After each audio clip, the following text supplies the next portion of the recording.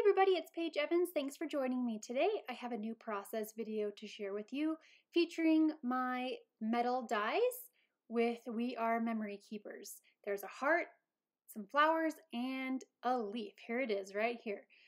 You can pick this up at scrapbook.com. I will leave the link below, and this is what it looks like. So they are stuck onto some tape, and you want to gently peel them off, and they are ready to be used. So there's this kind of wonky heart with different sections, and then two sizes of flowers and a leaf. So for my layout today, I'm going to focus on the flowers and leaf. I am getting my manual die cut machine, and I have trimmed some 3x3 inch pieces of white cardstock. Right now I'm just using a scrap, but when I cut multiples, I cut them to 3 inches square and then ran it through the manual die cut machine, and I did this a whole bunch of times. And here you can see the little tiny pieces. They have some fun embossed details on them, which are really pretty. Once I die cut a whole bunch of flowers and leaves out, I wanted to add watercolors to them, so I grabbed my favorite watercolors by Prima, Pastel Dreams, and I also grabbed the Tropicals, but I didn't end up using any of the colors from that set.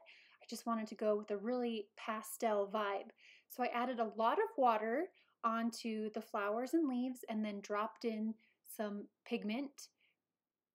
I made all of the leaves the mint color, and then for the flowers, once they started drying, I came in and added some details to the petals with more dry watercolors, meaning I didn't add as much water before I picked up the pigment, and that creates that detail on the petals.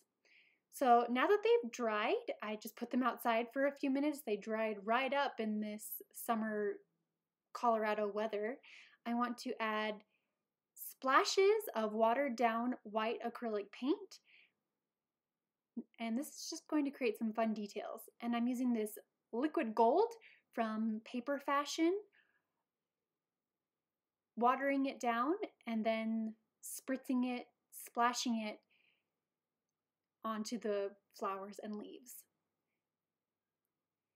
Now to add more texture and interest, I'm bending up all of the petals from all of the flowers as well as the leaves, and you can see how that liquid gold, it dried and it is so shimmery and so pretty, and the spots of white just add a very fun, I don't know what the word is I'm looking for. I just really like all of the different kind of texture that it creates and little pops of interest. And by bending and folding these flowers and leaves, it makes them look more realistic, more like real flowers and leaves. Find me a flower that has gold in it though, and that'd be something. Here are all of the flowers and leaves that I created and I'm going to work with. I grabbed a sheet of textured purple cardstock from American Crafts, and this is my wildflowers cut file, which is part of my 20 days of summer cut files. I can leave a link for that as well. It only comes in the bundle, 20 cut files, summery themed. Wildflowers are found in the summertime, so I thought that would work. I added a little bit of liquid glue onto the back and pressed it gently onto this bottom section of the cardstock.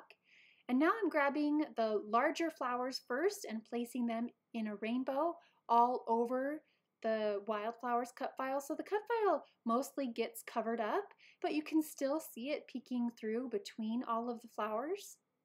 And I just love that extra added detail and layer that it adds. I haven't glued anything down yet. I'm just trying to figure out the placement. I kind of have a little bit more flowers and leaves going on up on the top left side, and it swoops down. To attach them in place, I'm using the same liquid glue. It's quick dry adhesive from American Crafts. Just placing a little dab, a little line of adhesive on the backs and pressing them in place. And it dries super quickly, which is awesome because I'm always in a hurry and I want to get things done fast, and so this is great liquid glue.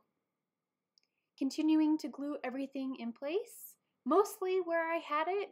Some things I shifted around, but all in all, I kept the same placement. I wanted to tuck 2 photos into this top left side, and I did end up having to peel some of the flowers and leaves up because they were glued down and I couldn't tuck my photos behind, which did end up tearing the cardstock a little bit, but because I put the photo over it, you can't even tell. Part of the wildflowers cut file comes with these little pieces of dandelions flying off in the wind, and I just like that little added detail, so I am going to glue those down with the same liquid glue.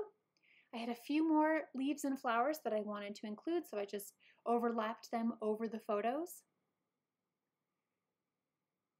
I am coming in with the scrapbook.com exclusive stickers, so the title will be Feeling Good. Jane is always in a good mood. She's just the cutest thing.